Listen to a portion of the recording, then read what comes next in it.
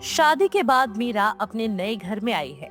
यह एक बड़ा पुराना हवेली नुमा घर है, जहाँ कमला देवी सख्त नियमों के साथ रहती है। मीरा अपने कमरे में सामान व्यवस्थित कर रही है और खुशी से इधर उधर देख रही है।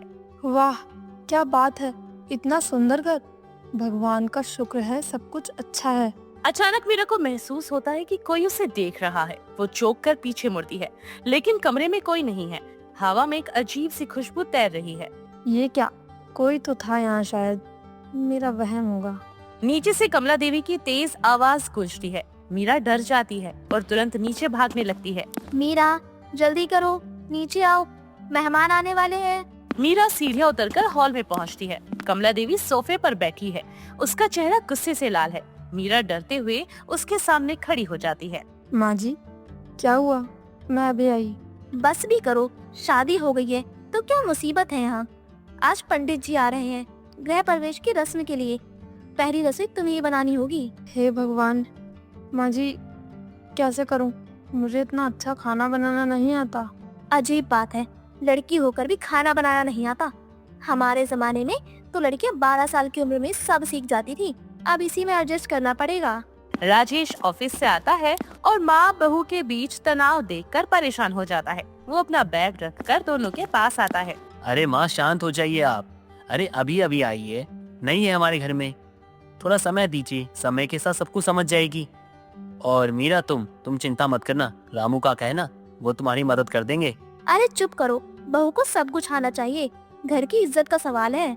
शाम को पंडित जी और कुछ रिश्तेदार आते हैं। मीरा रसोई में खाना बनाने की कोशिश कर रही है, लेकिन वो बहुत परेशान है। तभी अचानक रसोई में एक सुंदर लड़की दिखाई देती है। मीरा यार, तू यहाँ क्या कर रही है और इतनी परेशान क्यों लग रही है? अरे बाप रे प्रिया, तू यहाँ कैसे? ओ गॉड, मैं तो डर गई थी। प्रिया मीरा की बचपन की सबसे अच्छी सहेली है। बहुत ही ज्यादा खूबसूरत है और उसकी आंखों में अजीब सी चमक है। मीरा खुशी से उसे गले लगा लेती है। वाह, क्या बात है, तेरी शादी हो गई और मुझे बुलाया भी नहीं। अच्छा हुआ मैं खुद ही यहाँ आ गई। यार, मैं तो बहुत परेशान हो गई हूँ अपनी सासू माँ से। बहुत सख्त है, पता नहीं कैसे गुजारा करेंगे। क्या मुसीबत है यहाँ। चल मैं तेरी मदद करती हूँ, अभी सब कुछ ठीक कर देती हूँ। प्रिया अपने हाथों से जादुई तरीके से खाना तैयार करती है। कुछ ही मिनटों में पूरा खाना बन जाता है। मीरा हैरान रह जाती है। अरे वाह, ये क्या जादू है? इतनी जल्दी कैसे बना दिया सब कुछ? कोई बात नहीं यार, दोस्त का तो काम ही ये होता है। अब जा, सबको खाना परोस दे। मीरा खुशी से खाना लेकर बाहर जाती है। सभी मेहमान खाना खाकर बहुत खुश होते हैं और मीरा की तारीफ करते हैं। कमला देवी भी थोड़ी खुश दिखती है। वाह बेटी, खाना तो बहुत जबरदस्त बनाया है। अरे मजा आ गया खा के। तुम्हारा बहुत बहुत धन्यवाद। चलो कोई नहीं, कम से कम शर्मिंदा तो नहीं होना पड़ा। रात को मीरा अपने कमरे में जाकर प्रिया को धन्यवाद देना चाहती है, लेकिन प्रिया उसे कहीं नजर नहीं आती। मीरा उसे पूरे घर में ढूंढती है। रिया, कहाँ हो तुम? अरे यार, कहाँ चली गई? अगले दिन सुबह कमला देवी अचानक से बीमार पड़ जाती है। वो बुखार से तड़प रही है। उसकी हालत बिगड़ती जा रही है। राजेश परेशान होकर डॉक्टर को बुलाता है। डॉक्टर साहब, माँ को क्या हुआ? अचानक से उन्हें बुखार कैसे आ गया?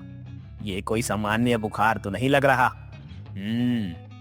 कोई बात नहीं, दवाई दे रहा हूँ, लेकिन अगर हो सके तो इन्हें किसी बड़े अस्पताल में ले जाइएगा। उसी शाम प्रिया फिर से मीरा के सामने आती है। इस बार उसका चेहरा गंभीर है और उसकी आंखों में एक अजीब सी चमक है। मीरा, तुझे सच बताना है, मैं कोई साधारण लड़की नहीं हूँ। प्रिया, तुम ये क्या कर रही हो? मेरा तो दम घुट रहा है। मैं एक नागिन हूँ मीरा, और तेरी सास ने 25 साल पहले मेरे माता पिता को मारा था। प्रिया का रूप बदलने लगता है। उसकी आंखें सांप की तरह चमकने लगती हैं और हवा में अजीब सी आवाजें आने लगती है। मीरा डर के मारे कांपने लगती है। हे भगवान, ये क्या हो रहा है? प्रिया, तो क्यों? बस भी करो, 25 साल से मैं इस दिन का इंतजार कर रही हूँ। तेरी सास ने मेरे माँ बाप को बेरहमी से मारा था, जब वो इंसान का रूप लेकर यहाँ रह रहे थे। मीरा को समझ में आ जाता है कि कमला देवी की बीमारी प्रिया की वजह से है। वो प्रिया के पैरों में गिर जाती है और रोने लगती है। प्रिया, मैं तुझसे विनती करती हूँ, माँ जी को कुछ मत करना। अगर कोई सजा देनी है तो मुझे दे दो। तू क्या बीच में आ रही है? ये तो उनके पापों का हिसाब है। कृपा करके माँ जी को माफ कर दो। जो भी गलती हुई है उसकी माफी मैं मांगती हूँ। प्रिया मीरा की आंखों के आंसू देखकर कुछ देर चुप हो जाती है। उसे अपने बचपन की सारी यादें आती हैं, जब मीरा हमेशा उसकी मदद किया करती थी। मीरा, तू नहीं समझती कितना दर्द सहा है मैंने। अकेले इतने सालों से बदला लेने का इंतजार कर रही हूँ। प्रिया, मैं तेरा दर्द समझती हूँ, लेकिन बदला लेने से तेरे माँ बाप वापस नहीं आएंगे। माँ जी अब बूढ़ी हो गई हैं, पकड़ के उन्हें माफ कर दो। प्रिया को एहसास होता है कि मीरा सच में उससे प्यार करती है और वो अपनी सास को बचाने के लिए अपनी जान भी देने को तैयार है। प्रिया का गुस्सा धीरे धीरे कम होने लगता है। तू इतना प्यार क्यों करती है सबसे? तेरी सास तो तुझे तंग भी करती है। प्रिया, घर का मतलब ही प्यार होता है। माँ जी सख्त हैं, लेकिन बुरी नहीं, उनका भी अपना दर्द होगा। प्रिया के मन में द्वंद चलता है। एक तरफ बचपन के दोस्त का प्यार है, दूसरी तरफ अपने माता पिता की मौत का गम। आखिरकार वो एक फैसला लेती है। ठीक है मीरा, तेरे प्यार की जीत हुई। मैं तेरी सास को माफ कर देती हूँ। तू हमेशा खुश रहेगी और अपने परिवार की देखभाल भी करेगी।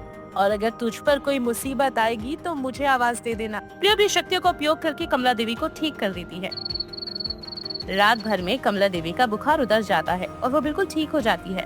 अगली सुबह कमला देवी उठकर बिल्कुल ठीक महसूस करती है। वो मीरा को पास बुलाती है और उसके माथे पर प्यार से हाथ रखती है। बेटी, रात को मुझे एक सपना आया था। लगा जैसे कोई देवी मेरी रक्षा कर रही थी। बेटी, तेरी वजह से ये भगवान की कृपा हुई है। माँ जी, ऊपर वाला जाने, भगवान का शुक्र है कि आप सलामत हैं। उसी शाम प्रिया आखिरी बार मीरा से मिलने आती है। सामान्य लड़की की तरह दिखती है, लेकिन आज उसकी आंखों में शांति है। मीरा, अब मैं जा रही हूँ। मेरा काम पूरा हो गया है। तेरे प्यार ने मुझे सिखाया कि माफी के बदले से कुछ बेहतर नहीं होता। प्रिया, कहाँ जा रही हो? यहीं रहो ना हमारे साथ। नहीं, मुझे अपनी दुनिया में वापस जाना है, लेकिन याद रखना, जब भी तुझे जरूरत होगी तो मैं आऊंगी। प्रिया धीरे धीरे गायब हो जाती है और मीरा समझ जाती है कि उसकी सच्ची दोस्ती और प्यार ने न सिर्फ अपनी सास की जान बचाई है, बल्कि प्रिया के दिल से नफरत को भी निकाल दिया। उस दिन के बाद से कमला देवी का व्यवहार मीरा के साथ अच्छा हो जाता है और वो मीरा को अपनी बेटी की तरह प्यार करने लगती है और घर में खुशियों का माहौल हो जाता है।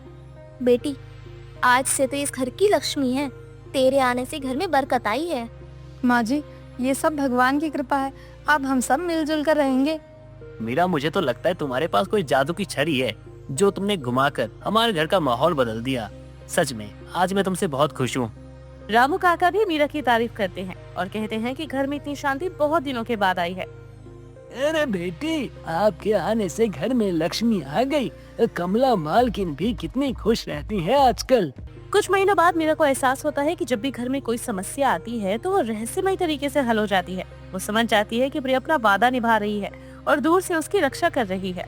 प्रिया, पता नहीं कहाँ हो तुम, लेकिन मैं महसूस करती हूँ कि तुम हमेशा हमारे साथ हो। हमारी दोस्ती जिंदगी का सबसे बड़ा तोहफा है। इस तरह मीरा, कमला देवी और राजेश खुशी खुशी रहने लगते हैं। प्रिया की सच्ची दोस्ती और मीरा के प्यार भरे दिल ने साबित कर दिया कि प्रेम और माफी की शक्ति सबसे बड़ी होती है। घर में हमेशा के लिए शांति और खुशी का माहौल रहता है।